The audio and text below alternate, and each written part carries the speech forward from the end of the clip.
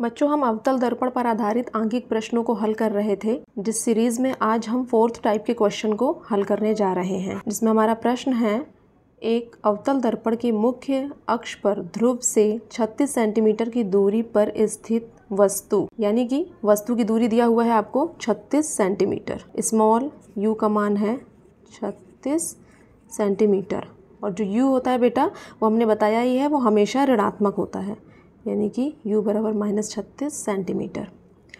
स्थित वस्तु का प्रतिबिंब वस्तु के ऊपर ही बनता है, यानी जो वस्तु है उसका प्रतिबिंब उसके ऊपर ही बन रहा है। तो हम इसे दर्पण से समझते हैं। मान लीजिए वस्तु यहाँ पर रखी है, तो जब वस्तु यहाँ रखी है तो इसका प्रतिबिंब भी यहीं पर बन रहा है, यानी कि दर्पण से जो प्रतिबिंब की दूरी होगी वो भी 36 सेंटीमीटर होगी। इस क्वेश्चन में यही ट्रिक है कि आपको v समझना होगा। u 36 दिया है और कह रहा है वहीं पर आपका प्रतिबिंब बन रहा है, तो v यानी प्रतिबिंब की दूरी भी 36 सेंटीमीटर ही होगी और v भी ऋणात्मक होगा क्योंकि दर्पण के बाईं ओर ही है, यानी v बराबर भी है आपका 36 सेंटीमीटर। ठीक, ऊपर ही बनता है। दर्पण की फोकस दूरी तथा रेखीय आवर्धन ज्ञात कीजिए। आपसे पूछ क्या रहा है? दर्पण की फोकस दूरी f का मान पूछ रहा है और रेखीय आवर्धन यानी कि स्मॉल m का मान पूछ रहा है। तो सबसे पहले हम बात करते हैं f की। f हम कहाँ से निकालेंगे? दर्पण सूत्र वही यूज़ करेंगे। तो ये है हमारा दर्पण सूत्र और अब हमें जिसका जिसका मान पता है उसका मान हम पुट कर देते हैं। अब देखिए बेटा, यहाँ पर प्लस माइनस दो चिन्ह है, तो प्लस माइनस के मिलने से बनेगा माइनस। तो पहले हम इसको इन दोनों चिन्हों को मिलाकर एक चिन्ह बनाते हैं। तो अब हमें क्या करना है? अब हमें 36 और 36 का लेना है एलसीएम। तो एलसीएम लेना हम पिछली वीडियो में सिखा चुके हैं बेटा। हमने दो तरीके से उसमें सिखाया था, एक भाग विधि से और एक नॉर्मल ट्रिक से। तो अगर आपको नहीं आता है तो आप पिछली वीडियो में जाकर देख सकते हैं। फिलहाल हम यहाँ पर डायरेक्ट एलसीएम लिखते हैं। तो 36 और 36 का एलसीएम होगा 36। ठीक है, अब यहाँ की संख्या लिखने के लिए हम क्या करेंगे? इस 36 से एलसीएम को भाग देंगे।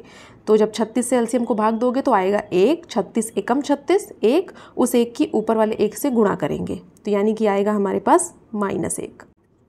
अब यहाँ की संख्या लिखने के लिए भी हम इस 36 से एलसीएम को भाग करेंगे, यानी 1 आएगा, उस 1 के ऊपर गुणा करेंगे, तो यहाँ पर भी आएगा 1।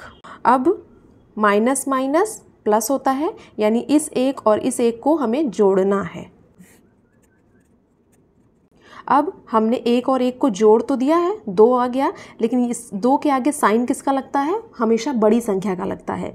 लेकिन यहाँ पर तो हमारे पास दोनों संख्याएं बराबर हैं, तो आप किसी भी संख्या का लगा सकते हैं और आप देखेंगे कि दोनों के सामने साइन बराबर ही, मतलब माइनस का ही है, तो हम यहाँ पर माइनस लगा देंगे। यहाँ पर अगर एक छोटी और एक बड़ी होती तो हम बड़ी संख्या के सामने जो चिन्ह है उस चिन्ह को यहाँ पर लगाते। अब हम इन्हें काट देंगे, 2 से ही कट जाएगा, 2 एकम 2 और ये जाएगा आपका 18 बार।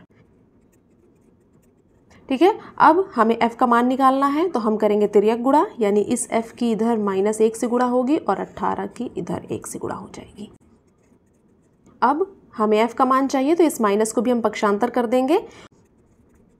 अब -18 बराबर f आया, या फिर हम इसको ये भी कह सकते हैं कि f बराबर -18 आया, तो f का मान हमारा आया -18 क्या सेंटीमीटर।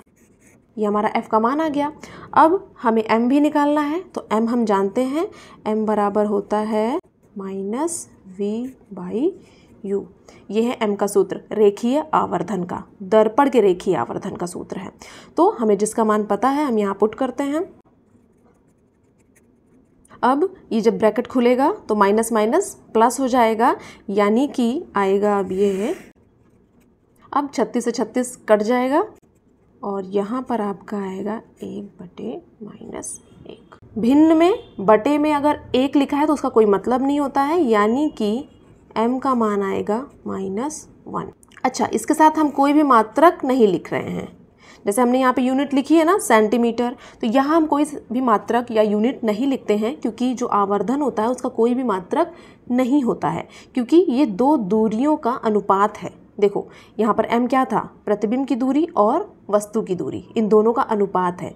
तो चूंकि ये दो दूरियों का अनुपात है तो ये सिर्फ नंबर होता है।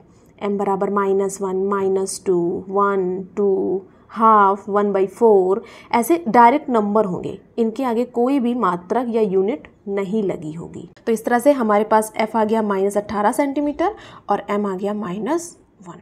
बच्चों, यदि आपको ये क्वेश्चन अच्छे से समझ में आ गया है तो ऐसा ही सेम क्वेश्चन एक हम आपको होमवर्क के लिए दे रहे हैं। आप सभी बच्चे इसे हल करेंगे और जो भी आंसर आएगा उसे कमेंट बॉक्स में लिखेंगे। जिसका भी आंसर सही होगा उसके कमेंट को हम लाइक कर देंगे ताकि बाकी बच्चे समझ जाएं कि सही आंसर क्या है।